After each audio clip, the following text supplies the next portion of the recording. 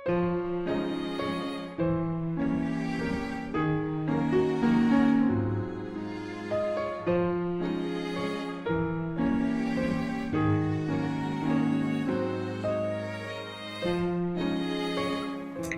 տվեք ներկայացնել աֆրոամերիկացի լրագրող Իդա Վելսի գործունեությունը։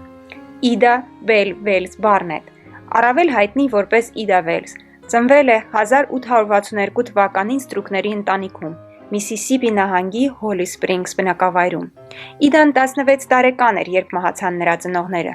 Քույրերին ու եղբայրերի խնամելու համար նա ստիպված էր դասավանդել։ Մի քանի տարի անց Իդան տեղափոխվեց Մեմֆիս, որտեղ դասավանդելով նա կարողանում էր ավելի շատ վաստակել։ Ամռան ամիսներին նա մասնակցեց դասընթացների ու սկսեց տեղի ամսագրերից մեկի համար հոդվածներ գրել ու խմբագրել։ Մի օր Իդան գնացքով տեղ էր գնում։ Նա գնել էր առաջին կարգի տոմս, սակայն երբ գնացք բարձրացավ, ուղեկցորդը նրան ասաց, որ այդ կարգում նա չի կարող տեղ զբաղեցնել, այդ տեղերը միայն սպիտակամորթերի համար են։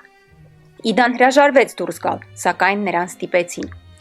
Իդան սկսեց հոդվածներ գրել երկրի հարավում տիրող ռասայական անարդարության մասին։ Սկզբում գրում էր տեղական թերթում ու ամսագրում, այնուհետև հրատարակեց իր սեփական թերթը «Ազատ խոսքը»։ Այստեղ նա գրում էր ռասայական խտրականության ու մեկուսացման մասին։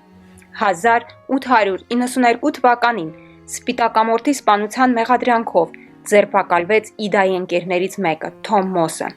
Թոմը փորձել էր ինքնապաշտպանվել մի քանի սպիտակամորթներից, ովքեր ներխուժելով փորձել էին ավերել իր հրուշակեղենի խանութն ու նրան զրկել իր բիզնեսից։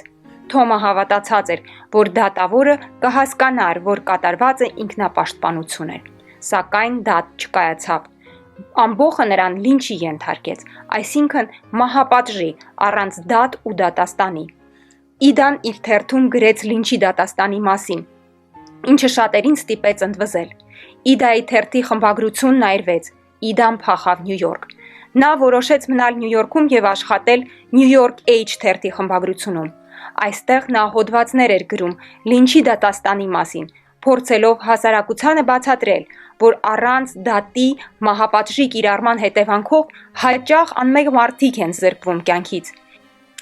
Իդայի ջանքերը զգալի ազդեցություն ունեցան երկրում լինչի դատաստանի կիրառման դեպքերի նվազեցման հարցում, և նրա արշավը օգնեց հասկանալ այդ պրակտիկայի անարդարացիությունը ԱՄՆ-ում և աշխարհում։ Իդան մահացավ երիկամների հիվանդությունից 1931 թվականին Չիկագոյում։